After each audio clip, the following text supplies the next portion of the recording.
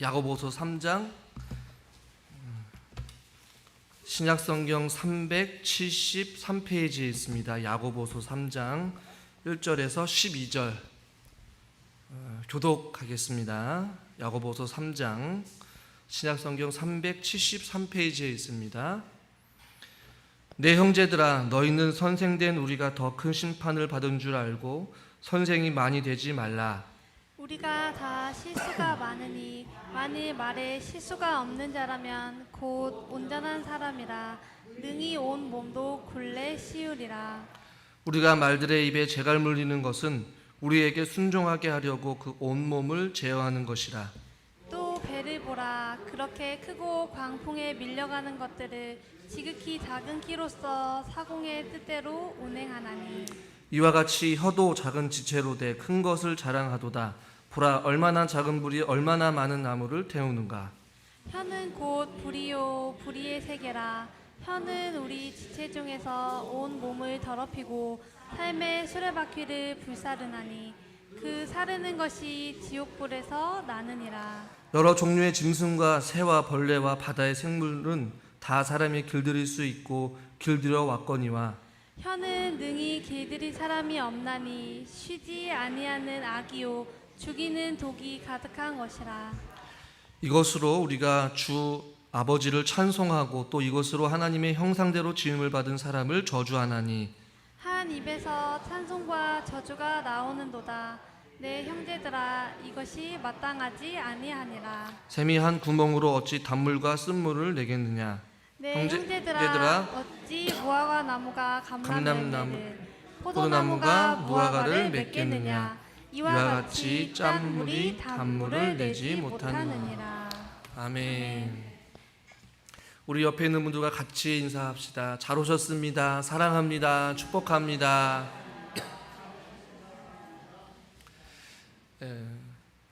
헬렌 켈러는 이런 이야기를 했어요. 비록 세상은 고통으로 가득 차 있지만 또 이러한 세상은 또한 고통을 극복하는 것으로 가득 차 있다. 이런 말을 했어요. 비록 저와 여러분이 살고 있는 이 시대가 전혀 생각지도 못했던 그 코로나19로 인하여서 많은 사람들이 고통으로 차 있는 인생길 가운데 일상이 평범한 일상이 되지 못하고 삶의 제약과 또한 어떠한 우리의 삶이 생각지도 못했던 경제적이건 육체적이건 환경적이건 여러 가지 각자 다양한 계층에 있어서 고통으로 가득 차 있는 세상을 저와 여러분들이 살고 있지만 또 한편으로는 그 세상은 그 고통을 극복하는 것들로 가득 차 있음을 여러분 믿으시길 바랍니다. 그것은 바로 무엇입니까? 바로 살아계신 하나님의 말씀으로 저와 여러분들이 승리할 수 있다라는 것이에요. 그리고 옆에 있는 거 다시 한번 이렇게 인사합시다. 우리 승리합시다. 이겨냅시다. 우리가 이제 말에 대해서 계속 시리즈로 말씀을 배우고 있는데요. 오늘은 그 말에 대한 어떠한 파괴력과 그 말이 주는 영향력에 대해서 한 번쯤 우리가 한번 말씀을 오늘 살펴보려고 하는데요. 야고보서 3장은 잘 아시다시피 혀에 대해서 혹은 말에 대해서 너무나도 유명한 구절이기도 해요. 1절에 보니까 선생된 우리가 더 큰 심판을 받을 줄 알고 선생이 많이 되지 말라라고 1절부터 서론이 시작되어지고 있어요. 왜냐하면 선생은 앞에 나가서 많은 사람들을 가르치다 보면 말을 많이 하게 되고 말을 많이 하게 되다 보면 실수하게 되다 보니까 선생이 되지 않는 것이 좋겠다라고 본문은 말하면서 2절에 우리가 다 실수가 많다. 실수가 많은데 그 가운데 그것 중에 어떤 실수가 많냐면 바로 말로 혹은 혀로 짓는 실수가 우리에겐 참 많다라고 우리에게 이야기하면서 말에 실수가 없어야 된다. 말은 어떠한 영향력과 어떠한 파괴력을 가지고 있는지 본문은 12절까지 그것들을 나열하고 있어요. 그래서 첫 번째로 우리가 가지고 있는 이 말 혹은 언어 혹은 이 혀가 가지고 있는 것 중에 중요한 것 중에 하나가 무엇이냐면 바로 말에는 첫 번째는 힘이 있다라는 것이에요. 무엇이 있다고요? 힘이 있다라는 것이에요. 오늘 성경에 보면 이렇게 말씀하고 있어요. 우리 3절과 4절 말씀을 같이 한번 읽어보겠습니다. 우리가 말들의 입에 잘 물리는 것은 우리에게 순종하게 하려고 그 온 몸을 제어하는 것이라.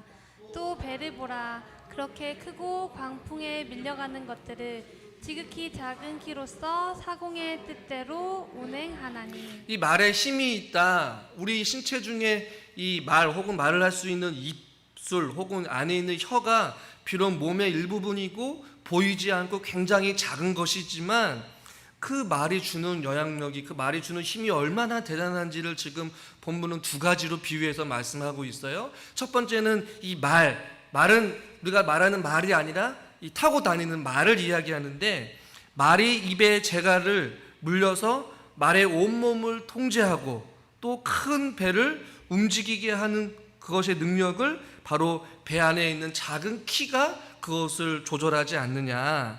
이와 마찬가지로 재갈이 말을 움직이는 것을 통제하고 큰 배를 조그만한 키가 배를 조종하듯이 이 혀가 혹은 말이 우리의 인생을 주관할 만큼 그렇게 큰 힘을 가지고 있다라고 우리에게 말씀해 주고 있는 거예요.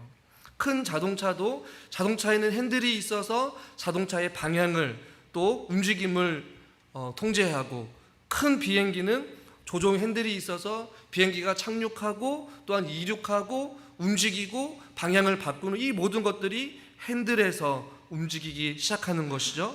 이 말과 혹은 배와 혹은 비행기나 자동차 모든 것의 공통점은 무엇이냐면 작지만 그 큰 것들을 통제하고 있는 것들이 있다라는 것이에요.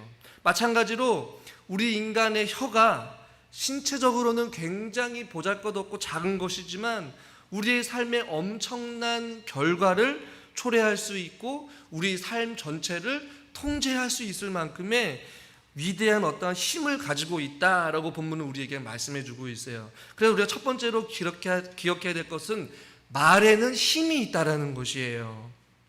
여러분 아마 많이 들어봤을 거예요. 우리가 마시는 물에도 혹은 우리가 환경에 자란 어떤 꽃이나 어떤 열매나 혹은 어떤 음식이나 어떤 이 말이 우리의 건강에까지 미치는 영향들을 아마 많이 봤을 거예요. 물에게 사랑스럽다, 고맙다, 넌 얼마나 이쁘니, 이 칭찬의 말, 긍정의 말을 하니까 그 물 안에 있는 어떤 그 모습이 다르게 되었고, 그 물을 향하여서 비록 보이지는 않지만 계속해서 부정적인 말, 불평의 말, 너는 왜 그 모양이, 이런 말을 했을 때 그 모양, 물의 모양이 또 달라짐을 보게 되잖아요. 꽃을 심을 때에도 꽃에게 너는 얼마나 아름답니, 잘 자라라, 이쁘게 자라렴, 사랑스럽구나 이야기를 하면 열매가 좋은 열매를 맺지만 반대로 부정적인 이야기를 되면 열매를 잘 맺지 못하는 어떤 이런 말의 힘의 영향력들을 아마 여러분들이 많이 들어봤을 거예요. 오늘 성경에서도 이 말이라는 것이 비록 작아 보이지만 굉장히 우리의 삶에 아주 힘이 있는, 우리 삶에 지대한 영향을 끼친다라고 말하면서 5절 말씀에 조금은 어렵지만 이렇게 말씀하고 있어요. 우리 5절 말씀 상반절만 같이 한번 읽어보겠습니다. 5절입니다. 이와 같이 혀도 작은 지체로 돼 큰 것을 자랑하도다. 네. 안 태우는가. 네. 혀도 작은 지토로 돼 큰 것을 자랑한다 라고 말하고 있어요. 이것은 이 메시지 성경에 보면 이렇게 번역을 했는데, 혀도 작은 지체로 돼 큰 것을 자랑한다 라고 말하는 것은 여러분의 입에서 나오는 말이 하찮아 보이지만 굉장히 별거 아닌 것처럼 느껴지지만 그 말은 무슨 말이든지 성취하거나 파괴할 수 있다, 이런 말을 해요. 그러니까 그 혀를 사용한다는 것은 인간의 마음을 지배하고 행동을 지배하고 그 말로 얼마든지 무슨 일을 성취할 수도 있고 파괴할 수도 있는 그런 어떠한 막대한 힘을 가지고 있다라는 것이에요. 아마 여러분 이 이야기를 많이 들어봤을 거예요. 말 한마디로 청량빛을 갚는다, 이런 의미랑 같은 의미인 것이에요. 말 한마디를 잘했을 때 그가 가지고 있는 천냥빛도 갚을 수 있을 만큼 이 말로 인하여서 우리가 무엇이든지 다 할 수 있다는 것을 지금 오늘 3절과 4절과 5절 상반절에서 우리에게 보여주고 있는 것이에요. 우리 몸에도 지극히 작은 것이지만 그 말에 힘이 있고 파워가 있어서 무엇이든지 할 수 있다라는 것이에요. 사람을 직접적으로 손으로 어떠한 무기로 한 사람을 죽이는 것은 어려울 수 있겠지만 이 말로, 이 혀로 수많은 사람들을 쉽게 죽일 수 있는 것이 이 바로 말의 힘이라는 것이에요. 그래서 한자성어에도 보면 일자청금이라는 단어가 있더라고요. 글자 하나에 청금의 가치가 있다라는 것이, 이 말 한마디에 청금의 가치가 있다라는 것이에요. 또 구화지문이라는 것이 있는데 입에 재앙이 드나드는 문이라는 뜻을 가지고 있더라고요. 그러니까 우리의 입술을 통하여서 재앙이 들어올 수도 있고 나갈 수도 있다라는 의미를 가지고 있고, 설참신도라는 말이 있어요. 이 혀는 몸을 베는 칼이라는 것이에요. 그냥 우리가 직접 눈으로 들고 있는 칼만 흉기가 아니라 우리의 입술이 날카로운 칼이 되어서 상대방의 그 아픔을 벨 수도 있고, 상처를 낼 수도 있고, 고통을 줄 수도 있고, 죽일 수도 있고, 살릴 수도 있는 것이 바로, 좀 죄송하지만 저와 여러분들이 말하는 이 말의 힘이 그만큼 있다라는 것을 오늘 성경에서는 우리에게 너무나도 구체적으로 잘 보여주고 있다라는 것이죠. 제가 말씀을 준비하면서 이 말이 얼마나 힘이 있는지에 대한 것들을 찾다가 내 삶을 바꾼 칭찬 한마디라는 책이 있었는데, 그 책에서 한 운동선수가 고백을 했던 내용을 여러분에 잠깐 소개하려고 해요. 나는 어려서부터 축구를 했는데 집안 형편이 넉넉하지 않아서 고등학교를 졸업하면 당장 프로에 입단할 수밖에 없다고 생각을 했다. 그런데 대기업의 프로축구단의 테스트에 번번이 고배를 마셔야만 했다. 왜냐하면 나는 키가 그렇게 크거나 신체적인 조건이 좋지도 않았고, 공격이건 수비건 특별히 잘하는 어떠한 장기가 있어야지만이 프로에 입단할 수 있었는데 나는 어떠한 그러한 특출난 어떠한 장기도 있지 않았다. 게다가 외모도 지극히 평범해서 또 성격도 내성적이어서 어떠한 좌중을 휘어잡는 스타성마저 없었으니 프로에 입단하는 것은 그렇게 쉽지 않았다. 대학팀도 사정은 다르지 않아서 다 떨어지게 되었는데 명지대학교 김희태 감독님의 눈에 들어 어렵사리 대학에 진학을 하였다. 이 선수가 이제 진학을 하게 되어서 운동을 하게 되다가 우연치 않게 감독 눈에 띄게 되어서 결국에는 국가대표가 되었고 평가전에 나아가게 되었다라고 이야기를 해요. 그런데 아주 중요한 평가전이었는데 그 평가전에서 감독에게 잘 보여야지만이 선발 출전을 할 수 있는 기회를 얻을 수 있어서 열심히 해도 모자른 그 상황 가운데 갑작스러운 왼쪽 다리에 부상을 입어서 텅 빈 탈의실에 혼자 남았다라고 이야기를 해요. 잘할 수 있는 기회를 조금이라도 더 보여야 될 그 상황 가운데 하필이면 부상을 당해서 애꿎은 다리만 바라보면서 힘이 빠지고 맥이 빠져 앉아 있었던 자기에게 한 감독이 찾아와서 통역관을 대동하고 와서 그 선수에게 이런 이야기를 했다라고 해요. 근데 무슨 말인지 몰라서 통역관한테 이야기를 하자, 당신은 정신력이 너무나도 훌륭합니다. 그런 정신력이라면 반드시 훌륭한 선수가 될 수 있을 거예요. 이런 이야기를 했다라고 이야기를 해요. 얼떨떨하고 가슴이 두근두근 거렸다라고 이야기를 합니다. 늘 멀리 있는 분 같았던 그 감독님이 자기에게 다가와서 내 정신력이 훌륭하다는 말을 했다는 것만으로도 힘이 솟았다라는 것이에요. 그 말은 그 삶의 심중을 꿰뚫고 있었다고 이야기를 합니다. 내세울 것 하나 없는 나일지라도 오래전부터 내가 믿어왔던 것은 죽는 한이 있어도 깡다구로 버티겠다라는 정신력 하나였고, 비록 평발이라는 신체 조건도 좋지 않았지만 오직 정신력 하나로 버텨온 자기의 축구의 인생이었는데, 그 어느 누구도 알아봐주지 않고 눈에 띄지 않았던 그 정신력 따위를 높게 평가해주고 인정해주었던 그 감독의 말이 너무나도 자기 가슴에 심중을 꿰뚫는 말이었다는 것이에요. 아무도 알아주지 않았던, 또 여드름투성이었던 어린 선수의 마음을 읽기라도 한 듯 정신력이 훌륭하다라는 그 칭찬 한마디가 머리를 쭈뼛쭈뼛 설 만큼 자기 자신에 대해서 되돌아보게 되었고, 자기 자신이 너무나도 대단해 보였다라는 것이에요. 결국에는 그 감독을 만남으로 말미암아 지금 나라는 유명세를 얻었다거나 돈을 많이 받은 것이 아니라 예전보다 내 자신을 더 사랑하는 나가 되었다라는 것이고, 또한 1분도 채 안 되는 감독의 그 정신력이 훌륭하다라는 그 말이 내가 앞으로 살아갈 나머지 인생을 송두리째 바꿔놓았다, 이런 고백을 했어요. 신체적으로도 키가 큰 것도 아니었고 축구를 할 만한 적절한 몸도 아니었고 게다가 평발이었어요. 정신력 하나로 버텨왔던 그 선수가 감독이 그 정신력을 칭찬해주고 알아봐주는 그 말 한마디에 그의 삶이 완전히 바뀌게 되었던 그 선수가 바로 축구선수 박지성 선수였고, 그것을 알아봐준 감독이 히딩크 감독이었다는 것이에요.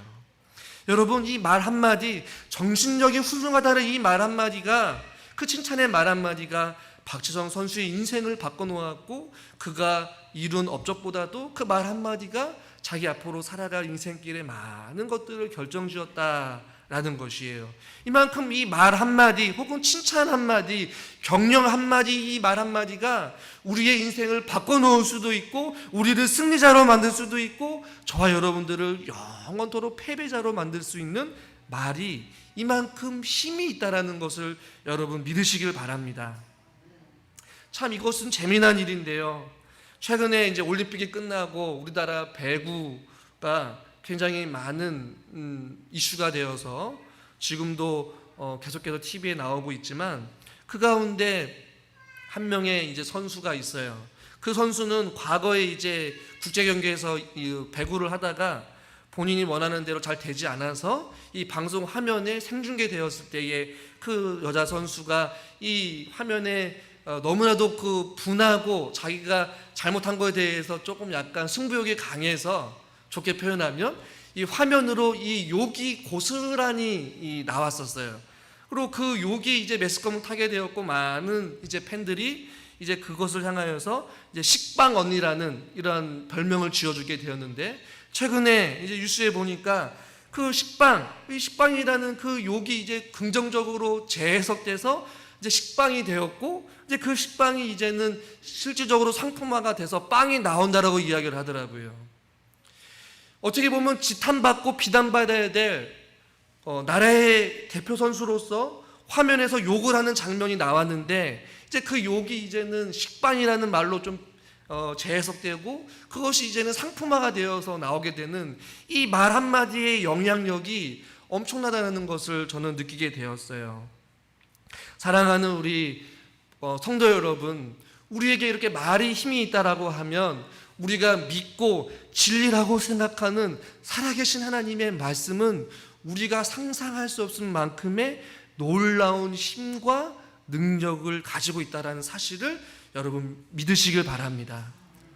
우리의 입술을 통하여서 선포되는 그리스도의 복음이 사람들에게 심겨질 때에 그 말씀을 통하여서 인생이 송두리째 바뀌게 되는 놀라운 일들이 일어나게 된다는 것이에요. 또 반대로 생각해 보면 저와 여러분이 무심코 내뱉는 말들로 인하여서 누군가를 죽일 수도 있고 누군가를 살릴 수도 있는 그런 엄청난 힘과 능력을 가지고 있는 것이 바로 말이라는 것을 우리는 잊지 말아야 될 줄 믿습니다. 두 번째는 이 말은 굉장히 위험하다라는 것을 우리에게 좀 보여주는 것 같아요. 오늘 우리가 읽은 본문에서 우리 5절 하반절 보라부터 6절까지 같이 한번 읽겠습니다. 보라, 얼마나 작은 불이 얼마나 많은 나무를 태우는가. 혀는 곧 불이요 불의의 세계라.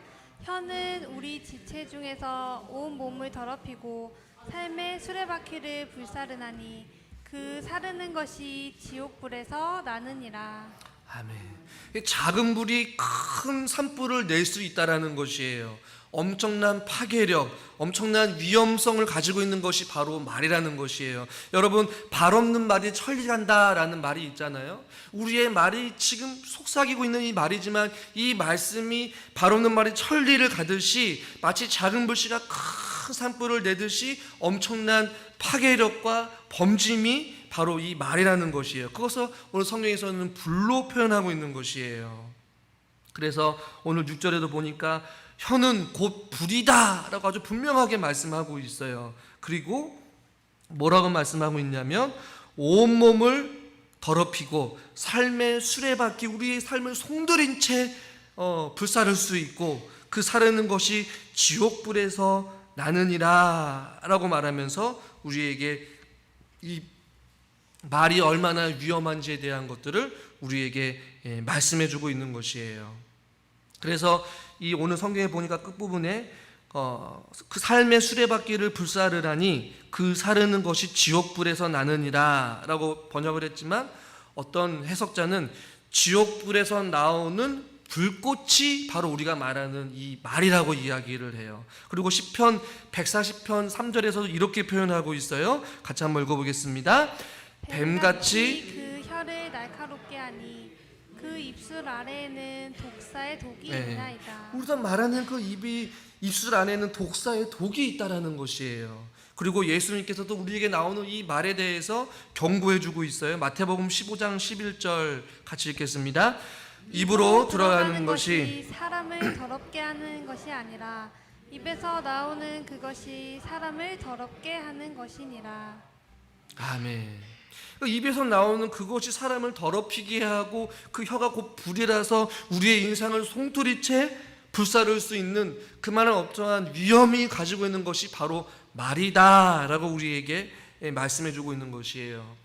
존 스택 교수라는 사람은 그래서 이 우리가 말하는 이 혀야말로 언제나 가장 치명적인 무기다라고 이런 표현을 썼어요. 그러니까 이 말하는 것이 누군가로 하여금 치명적인 무기가 될 정도로 이 혀는 곧 불이다라고 이렇게 표현하고 있는 것이죠. 그러면서 오늘 성경에서 보니까 우리의 삶의 수레바퀴를 불사른다, 그리고 온몸을 더럽힌다 이런 표현을 썼어요. 우리의 온몸을 더럽힌 것을 좀 극단적인 예를 들어보면 우리들의 삶 가운데서 좀 자주 하고 또 우리가 무의식적으로 하는 말 가운데 어떤 말이 있어요. 이 죽겠네라는 말과 이 미치겠네라는 표현을 우리가 참 많이 하는 것 같아요. 배고파 죽겠네, 배불러 죽겠네, 추워 죽겠네, 더워서 죽겠네, 아파서 죽겠네, 졸려 죽겠네, 심심해서 죽겠네. 좀 강한 표현이지만 신경질나 미치겠네, 화나서 미치겠네, 스트레스 받아 미치겠네, 답답해서 미치겠네, 짜증나서 미치겠네, 아파서 미치겠네, 환장하겠네. 이러한 표현들이 우리가 무의식적으로 계속해서 마치 우리가 혀에서 불을 퍼붓듯이 계속해서 퍼붓고 있는 말이 어떻게 보면 우리의 언어 생활이고 우리가 부부들 간에, 부모와 자녀들 간에 만나는 사람들에게 무의식적으로 내뱉고 있는 말이라는 얘기예요. 우리의 입술을 통하여서 하나님의 말씀이 선포되고 창조적이고 긍정적이고 믿음의 언어가 나와야 되는데 죽겠네, 미치겠네 이런 용어들이 계속해서 수도 없이 우리의 삶을 마치 우리의 삶의 수레바퀴를 불사르고 우리의 온몸을 더럽히듯이 계속해서 지옥불에서 마치 불을 얻어와서 입으로 내뱉는 어떠한 그러한 무의식적인 말들을 우리가 많이 하고 있다는 것을 우리는 한번 깨달아야 될 줄 믿습니다. 이것을 준비하면서 저는 우리 성도님들과 또 다른 것들을 한번 적용해 보려고 하는데요. 그것이 바로 무엇이냐면 험담이에요. 험담. 남 이야기를 하는 것, 가십거리의 이야기를 만들어서 입술로 계속해서 쉬지 않는 악처럼 계속해서 우리의 입술을 통하여서 불을 퍼붓고 있는 이 험담에 대해서 하나님이 있는 저와 여러분들이 각별히 경계하고 조심하고 해야 될 부분이라는 것이에요. 유대교 경전 여러분 잘 아시는 탈무드에 보면 이러한 격언이 있어요. 이 악의적인 소문은 한 번에 3명을 죽일 수 있다라고 이야기를 해요. 소문을 내는 사람, 그 당사자, 소문을 듣는 그 사람, 그리고 소문에 오르는 그 사람을 죽일 수 있다라고 이야기를 하면서 악의적인 소문, 남의 이야기를 하는 것, 험담하는 것, 이러한 모든 것들을 통하여서 그 말 한마디에 3명을 죽일 수 있는 것이 바로 험담이다 혹은 소문이다 라고 이렇게 이야기를 유대교 경전 탈무드에서 이야기하고 있어요. 이 폴 마이어즈라는 사람은 험담은 이런 표현을 썼어요. 험담은 발사된 총알과 같다라는 것이에요. 일단 한번 총을 땅 쏘게 되면 그것을 도로 물을 수가 없듯이 한번 우리가 내뱉어서 누군가의 이야기를 한다게 되면 주워 담을 수 없다라고 할 정도로 험담에 대해서 이야기를 하고 있어요. 그런데 저와 여러분의 일상을 되돌아보면 우리가 우리 가족 이야기만 합니까? 믿음에 대해만 이야기를 합니까? 아니잖아요. 옆집, 뒷집, 앞집, 이웃, 사촌, 또 모든 사람들의 이야기를 다 이야기를 하면서 하루가 모자랄도 실컷 이야기했는데 자세한 건 전화로 이야기를 하자라고 이야기를 하고 또 헤어지고, 만나면 다른 사람 이야기를 계속하면서 상대방에게 상처를 주고 아픔을 주는 것들이 우리의 일상이 되어버린 것 같아요. 이 말씀을 준비하면서 험담이라는 책의 일부분을 좀 보게 되었는데, 이 험담이라는 책에서 내용의 요지는 그거예요. 도대체 우리가 살아가면서 인생길 가운데 왜 험담을 하면서 살아가느냐, 왜 험담이 혹은 상대방에 대해서 이야기를 하는 것이 우리의 일상이 되었느냐라고 할 때에 그 책에서 5가지 이유를 제시하는데, 첫 번째가 뭐냐면 남의 약점과 결함을 이야기하면서 상대적으로 나는 그렇지 않다라는 것에 스스로 우월감을 느낄 수 있어서 남의 이야기를 한대요. 두 번째는 험담을 하는 동안에 모든 사람들이 자기 말에 주목을 받을 수 있기 때문에. 세 번째, 사는 게 지루해서 험담을 하면서 사는 게 조금은 더 재미있다라고 생각을 해서 험담을 한다라고 이야기를 해요. 저는 첫 번째, 두 번째, 세 번째는 그냥 그럴 수 있다라고 생각을 했는데, 저는 네 번째가 가장 큰 공감이 됐어요. 네 번째가 뭐였냐면 험담을 빼면 할 이야기가 없다라는 거예요. 우리 인생사를 살아가면서 상대방의 이야기를 하지 않으면 사람들과의 대화 가운데 할 이야기가 없기 때문에 남의 집 이야기를 한다라는 것이에요. 그리고 5번째로 좀 공감이 되는데, 거의 모든 대부분의 사람들이 험담을 용인해 주기 때문에 그냥 우리의 일상의 삶 가운데 누군가를 이야기한다라고 이야기를 하더라고요. 이 말씀을 준비하면서 저 역시도 누군가를 만날 때에 또 내가 누군가의 이야기를 하지 않았는가 한번 되돌아보게 되었어요. 여러분들은 어떻습니까? 여러분들이 다양한 사람들을 만나는 그 삶 가운데에 누군가를 이야기할 때 험담을 많이 하십니까? 아니면 누군가의 이야기를 품어주고 또 감싸주는 이야기를 많이 하십니까? 긍정적인 언어를 많이 하십니까? 부정적인 언어를 많이 하십니까? 이 험담에서 책을 통하여서 이런 이야기를 해요. 험담을 피하는 방법 가운데 5가지가 있는데, 저는 이것들을 우리 삶 가운데 비록 성경의 내용은 아니지만 같이 한 번쯤은 생각해 볼 만한 내용이라서 한번 소개해 주고 싶어요. 첫 번째는 험담을 하는 그 장소나 만남에 머물지 말아야 한다는 것이에요. 이 만나면 남의 이야기를 하고 만나면 부정적인 이야기를 하는 사람들이 있어요.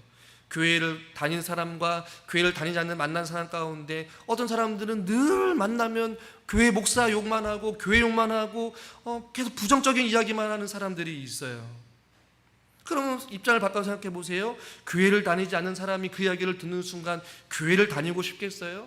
절대 아니라고 저는 봐요.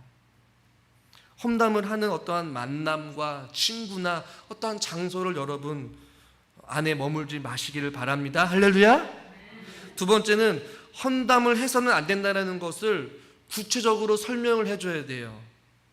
세 번째는 험담의 이야기가 시작되어지게 되면 화제를 바꿔서 다른 이야기로 돌리는 거예요.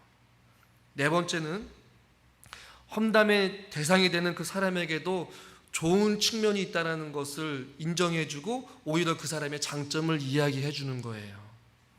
마지막 5번째가 굉장히 중요한데, 5번째가 무엇이냐면 들은 것을 100% 믿지 말라는 것이에요.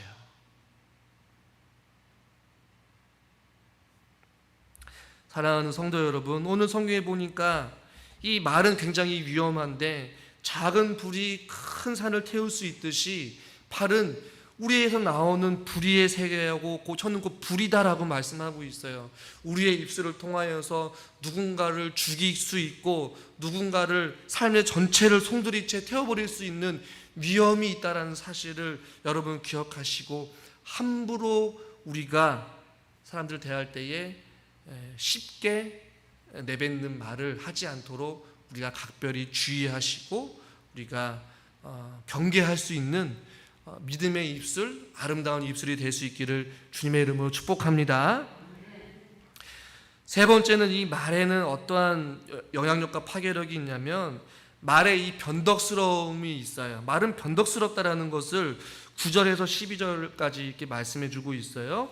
우리 9절부터 교독해서 한번 12절까지 읽어보겠습니다. 이것으로 우리가 주 아버지를 찬송하고 또 이것으로 하나님의 형상대로 지음을 받은 사람을 저주하나니 한 입에서 찬송과 저주가 나오는도다. 내 형제들아, 이것이 마땅하지 아니하니라. 샘이 한 구멍으로 어찌 단물과 쓴물을 내겠느냐. 내 형제들아, 어찌 무화과 나무가 감람 열매를, 포도나무가 무화과를 맺겠느냐. 이와 같이 짠물이 단물을 내지 못하느니라. 아멘. 이 말의 변덕스러움 혹은 말의 이중성을 이야기하는데요. 일구이연이라는 말 여러분 들어보셨죠? 한 입으로 두 말을 한다.